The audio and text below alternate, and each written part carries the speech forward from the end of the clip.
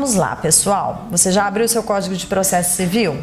Vou mostrar para vocês um pedacinho aqui do que eu estava falando antes da gente passar para esse segundo vídeo.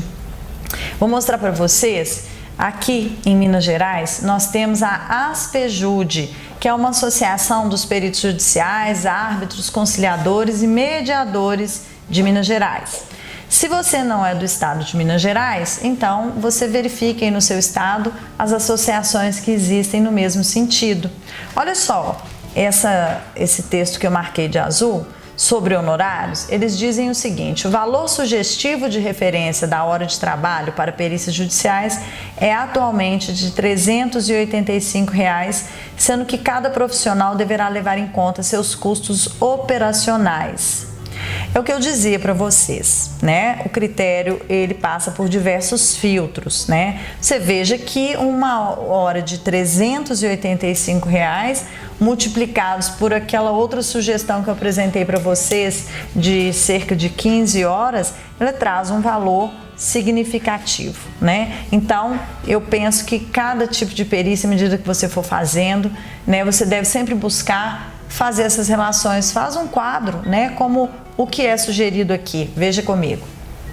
Eles têm um quadro, mas isso aqui é para você, a cada processo, né, fazer esse levantamento, onde você vai fazer o registro, né, daquele caso específico, estimando aí o tempo que você trabalhou, né? Então você faz uma estimativa, né, aqui no mínimo, e depois você então, depois de ter feito essa perícia, você vai lá e verifica, preenche o quadro aqui para dizer quanto você realmente gastou. À medida que você for fazendo isso em diversas perícias, você vai ver que você vai ter uma visão muito mais clara do quanto você realmente, né, precisa de tempo e, portanto, estimar esse valor, né?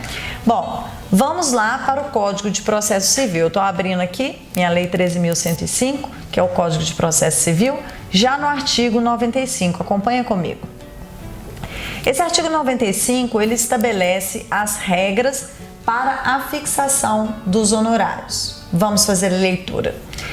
Cada parte adiantará a remuneração do assistente técnico que houver indicado, sendo a do perito adiantada pela parte que houver requerido a perícia ou rateada quando a perícia for determinada de ofício ou requerida por ambas as partes. Trocando em miúdos, o que está sendo dito aqui?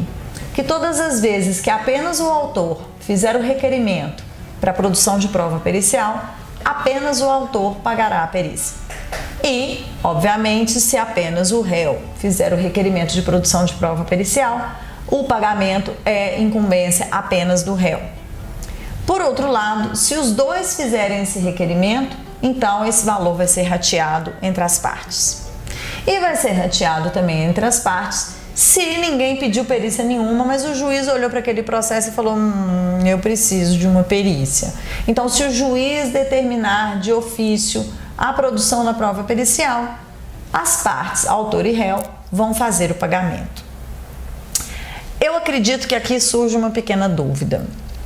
E se entre autor e réu, né, um esteja assistido pela justiça gratuita e o outro não? Como que vai ser o pagamento do meu honorário? E se eu lá no cadastro de peritos no Tribunal de Justiça, ou no TRT, ou no TRF, eu me cadastrei para perícias pagas pela parte, eu não me cadastrei em processo de justiça gratuita. Pode acontecer de eu vir a ser sorteado, né, e nomeado para esta perícia, nessa situação que eu desenhei para vocês? Pode, porque pode ser que, vamos dizer que o autor, ele não está assistido pela justiça gratuita. Então pode ser que na secretaria eles verificaram lá, deixa eu ver quem requereu. O autor requereu. Então vamos chamar um perito, né, no banco de peritos, que vai receber os honorários diretamente sendo pagos pela parte. A regra é que o juiz tem que determinar que 50% é do autor, 50% é do réu.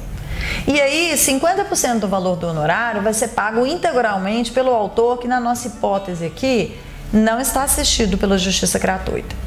Já o réu, no nosso exemplo, estaria assistido pela justiça gratuita. E como é que seria feita a parte dos 50% dele? Se ele está assistido pela justiça gratuita, ele não paga 50% integral. E o juiz tem que determinar que esse pagamento seja feito conforme os termos que nós já vamos descobrir aqui quais são as regras para o pagamento da justiça gratuita. Tá certo? Então, vejam bem, estabelecida essa regra, você já folheou o processo, você agora já tem uma visão desse processo, você vai estabelecer o valor dos seus honorários. E aí, então, o juiz mandará intimar a parte responsável. Para quê? Para que ela faça o depósito. Olha a regra. Parágrafo 1º.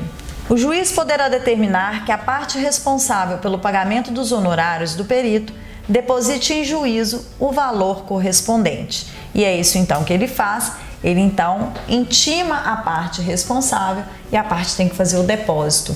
Esse valor fica ali, então, vinculado ao processo, numa conta judicial, em que, tão logo você termine o seu trabalho, você já pode fazer o pedido do levantamento de alvará.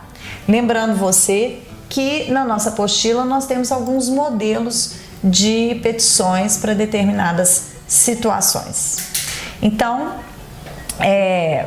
feito isso, a parte depositou os honorários e aí essa quantia, parágrafo 2º do artigo 95, recolhida em depósito bancário à ordem do juízo, será corrigida monetariamente e paga de acordo com o artigo 465, parágrafo 4º.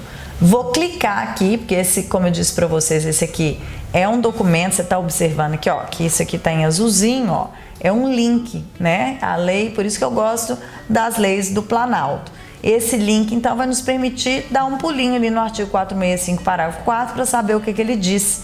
E ele nos diz o seguinte, parágrafo 4º do artigo 465, o juiz poderá autorizar o pagamento de até 50% dos honorários arbitrados a favor do perito no início dos trabalhos, devendo o remanescente ser pago apenas ao final, depois de entregue o laudo e prestados todos os esclarecimentos necessários.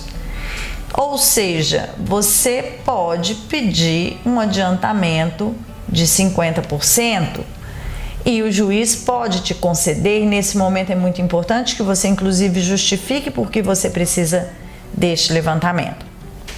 Esse levantamento pode ser requerido quando você às vezes precisa de um deslocamento, né? Uma distância maior, um custo com gasolina, pode ser que você precise investir em algum tipo de material específico para aquela perícia, né? Pode ser então que você tenha situações que você até às vezes nem previa, né? E agora elas vão surgir na medida que você vai caminhando nessa sua atividade de perícia, nesse processo. Então basta você justificar para o juiz. Como o dinheiro está lá depositado, sendo plausível a justificativa, dificilmente o juiz te dirá não, né? Eu já quero reforçar desde agora que o juiz não tem interesse nenhum em se contrapor ao perito. O perito é um auxiliar da justiça e, como tal, ele está ali para ajudar, para auxiliar o juiz. E o juiz sabe disso. E o juiz precisa do seu trabalho. Ele precisa da perícia para que ele consiga dar prosseguimento àquele processo até sentença. Então, ele está ali num sistema de colaboração com o perito. A não ser que o perito faça coisas absurdas, injustificáveis, cabulosas, criminosas, você não verá um juiz criando problema para um perito, certo? Então, dificilmente ele vai te recusar isso. Então, vamos lá, vamos voltar aqui, né, para o nosso Código de Processo Civil, e eu quero chamar a atenção de vocês que nesse parágrafo 2º aqui nós vamos dar uma paradinha, tá?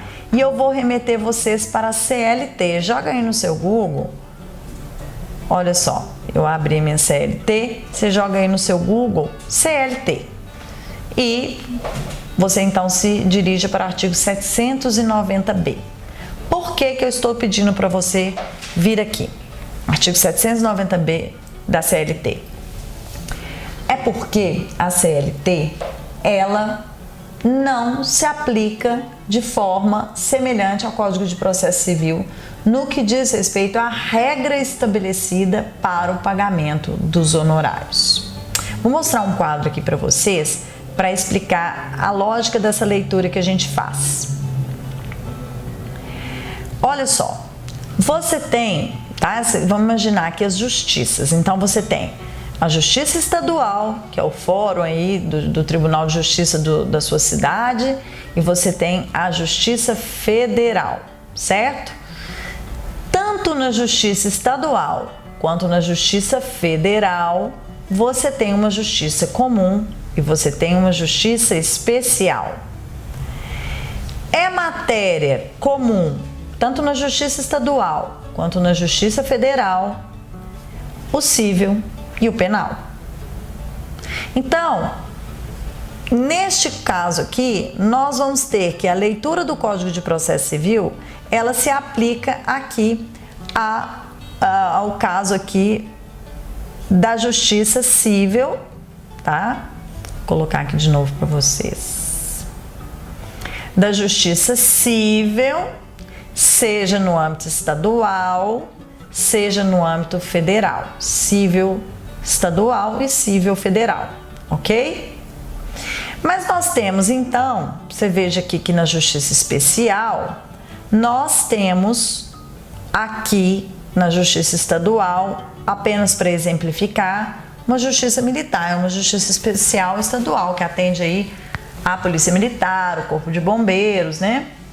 Mas temos no âmbito da Justiça Federal, nós temos também uma Justiça Militar e temos a Justiça do Trabalho. Então, a Justiça do Trabalho é uma justiça que acontece apenas no âmbito federal. No caso, então, nós vamos fazer a leitura da CLT, porque ela se distingue nisso, no pagamento do honorário, ela se distingue do Código de Processo Civil. Depois, tudo que nós não encontrarmos na CLT para a Justiça do Trabalho, aí sim nós vamos usar subsidiariamente, né, o Código de Processo Civil, que é o mesmo que vai dar suporte processual aqui na Justiça Federal Civil e na Justiça Estadual Civil. Por isso, nós vamos fazer aqui a leitura da CLT para que vocês, então, entendam as diferenças. Muito bem. Artigo 790-B diz que a responsabilidade pelo pagamento dos honorários periciais é da parte sucumbente na pretensão objeto da perícia, ainda que beneficiária da justiça gratuita. Então, você veja que esse texto do 790-B, ele foi incluído no ano de 2002, né? Por esse link aqui, você consegue até abrir a lei que fez essa alteração, essa inclusão. E agora, gente, com a reforma trabalhista, através da Lei 3.467 de 2017, nós tivemos essa alteração do artigo 790-B. Então, você veja que o 790-B era só o caput. E agora, com a reforma trabalhista, teve o acréscimo dos parágrafos 1º a 4º. O que mudou? Mudou que no caput agora, a gente tem a certeza que, independentemente do processo ser de beneficiário da justiça gratuita ou não, você que é perito vai sempre receber os seus honorários da parte sucumbente. E quem é a parte sucumbente no objeto aqui da ação nesse processo trabalhista? O sucumbente é quem perde a ação. E como é que eu sei que a pessoa perdeu? Como é que eu vou ter essa certeza para ficar estabelecida a responsabilidade? Com a sentença. E a sentença demora? Normalmente. E aí surge uma questão. Essa, para mim, sempre foi assim, uma aberração na Justiça do Trabalho. Fazer o perito esperar um processo inteiro, sem que o perito seja parte no processo, né? Para quê? Para que ele receba do sucumbente, porque depois que deu sentença, que o sucumbente, naquele momento, ele recorreu e aí foi para a segunda instância e sabe-se lá para qual instância mais, só depois que voltar e transitar em julgado que a gente vai realmente ter isso estabelecido. Isso não é justo, né? Eu achava que a reforma trabalhista fosse acabar com isso. Eu achava que as representações políticas dos peritos fosse acabar com isso na reforma trabalhista. Aí você deve estar pensando, mas que representação política? Eu não conheço. A partir do momento que você escolheu ser perito, saiba que você está pertencendo a um corpo de profissionais muito forte, inclusive politicamente. Por quê? Porque enquanto peritos, não importa de qual área de formação, vocês são muitos. Vocês são todos os peritos de engenharia, todos os de medicina, todos os de fisioterapia, os de biomedicina, os nutricionistas, todos os farmacêuticos, os pedagogos, os psicólogos, assistentes sociais, e se eu não mencionei outros é porque realmente não daria tempo. Mas todos vocês profissionais que estão aptos a fazer perícia fazem. Vocês são um corpo que merece uma representação. Por isso as associações, né? Por isso aí a necessidade de vocês se reunirem para isso, certo? Vamos verificar então o restante do conteúdo. Parágrafo 1º do artigo 790-B da CLT. Ao fixar o valor dos honorários periciais, o juízo deverá respeitar o limite máximo estabelecido pelo Conselho Superior da Justiça do Trabalho. Muito bem, gente. Esse limite da Justiça do Trabalho existe. É uma resolução que já existia antes, então, dessa reforma.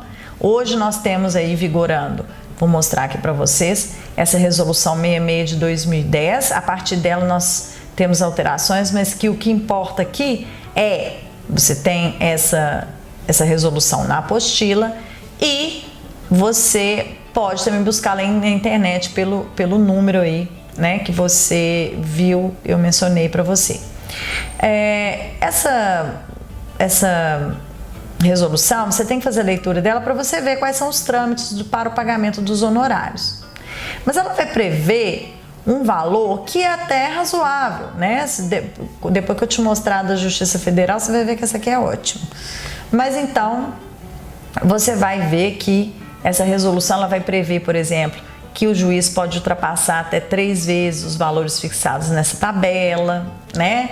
Você vai ver quais são as regras, o momento, você vai ver que ela previa antecipação de R$350. Por que previa? Porque nós vamos ver ali no CLT que isso foi modificado, tá? Ela estabelece no seu artigo 3º que, em caso de concessão de benefício da justiça gratuita, o valor dos honorários periciais, observado o limite de R$1.000, será fixado pelo juiz atendidos a complexidade da matéria, o grau de zelo profissional, o lugar e o tempo exigidos para a prestação do serviço, as peculiaridades regionais, e você já pode até ir se balizando aqui para outros parâmetros. Então ele fala em R$1.000. Esses R$1.000, eles são sempre eles. Podendo, mediante a sua justificativa, demonstrando a complexidade dessa perícia, que o juiz chega até 3 vezes esse valor, certo? Muito bem. E a antecipação, o que vai acontecer com ela? Então, essa antecipação, ela foi cortada pela CLT. Vamos voltar na CLT. Então, veja bem, ao fixar o honorário pericial, o juiz deverá respeitar o limite máximo. Qual é o limite máximo, gente?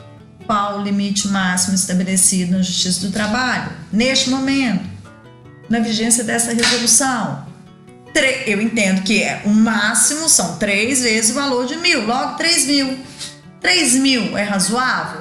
Com certeza será razoável, mas lembre-se que essa não é uma perícia de justiça gratuita.